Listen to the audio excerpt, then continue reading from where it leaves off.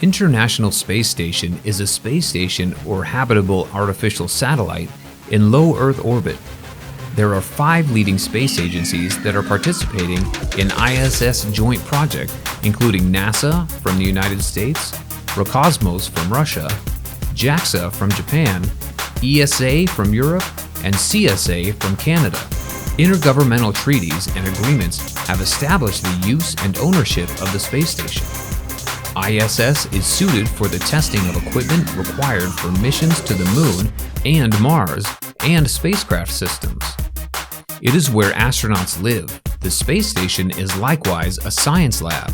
Numerous nations cooperated to construct it. They additionally cooperate to utilize it. The space station is a home in orbit. People have lived in space each day since the year 2000. The space station's labs are the place crew individuals do research.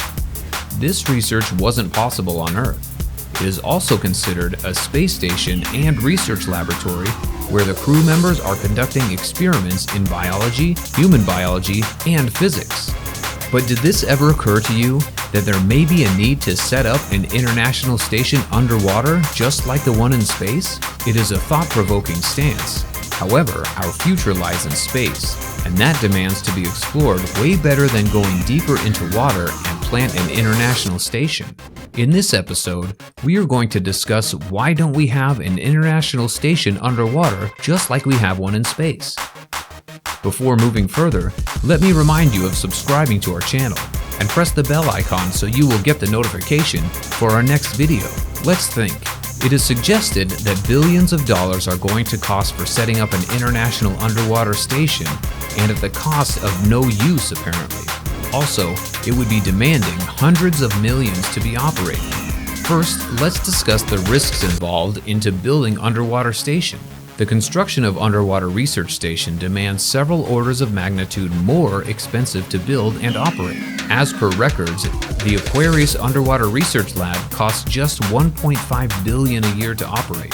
Also, it is not suggested to invest a large amount of money in underwater station considering the risks. Rather, the money may be used in colonizing Mars and building CERN-like laboratories, or may be invested in pharmacy, genetic engineering. This would help us in understanding of the world. It is also important to be considered that we do not have the materials and technology to build such a megastructure. Eventually, the structure would be made on land and then transported to deep, and that suggests a logistical nightmare. Safety of humans. Once the structure is made and there is a need to have it planted into deep sea, the pressure is seen as the biggest enemy here. For each 33 feet a diver descends, the weight of the water above them increases by 15 pounds for each square inch. At just a couple of feet underneath the surface, the water pressure is already incredible for the muscles that expand and contract our lungs to work, making it amazingly hard for us to draw breath. You know how your ears are hurting and feel like they're going to fly at any second when you're 5 meters underwater? All things considered, that pressure is 2 atmospheres. This is multiple times more prominent. The primary issue brought about by this would be that the station underwater could without much of a stretch collapse because of anything as little as a hole the size of a needle. Underwater habitats already exist for research purposes.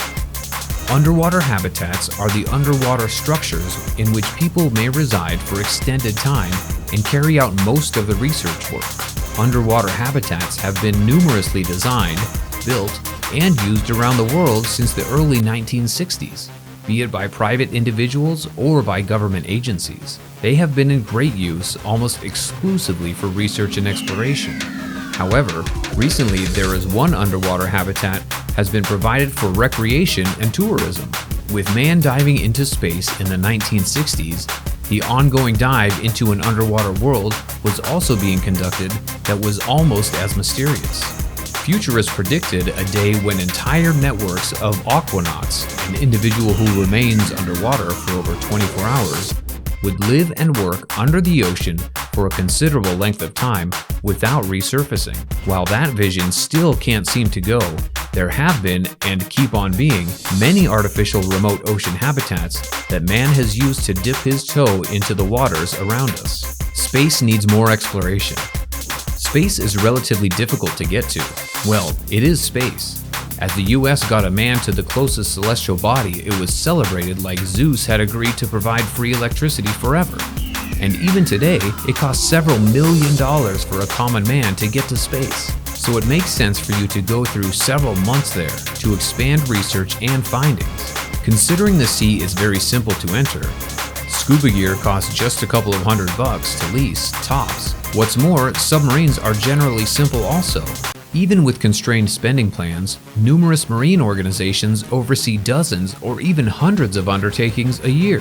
Why burn through millions or even billions to construct an underwater base when for a couple of several thousands you can get a submarine that can explore multiple times the locations for 1/100th the cost? Budget, the biggest reason. NASA's space investigation spending plan is in the billions, while the NOAA Office of Exploration and Research is a measly $23.7 million. Considering the reason, a great deal more cash distributed to space investigation. That is an intricate inquiry. I think a great deal of it has to do with the media and the social frames of mind towards every wilderness. Space charms the open's minds. Space is an obscure. For a considerable length of time, people looked above and saw the mass of stars in the sky, a lovely guide of the universe. Then again, we have just barely as of late found out how enormous our seas are. They're near us. We as a people appear to accept generally that we've mapped their spread. We can name the seas, see them on the guide, while space is unbound. The sea is distinct, so the way that we don't have a global sea station or universal ocean station or whatever is extremely social and monetary issue than everything else.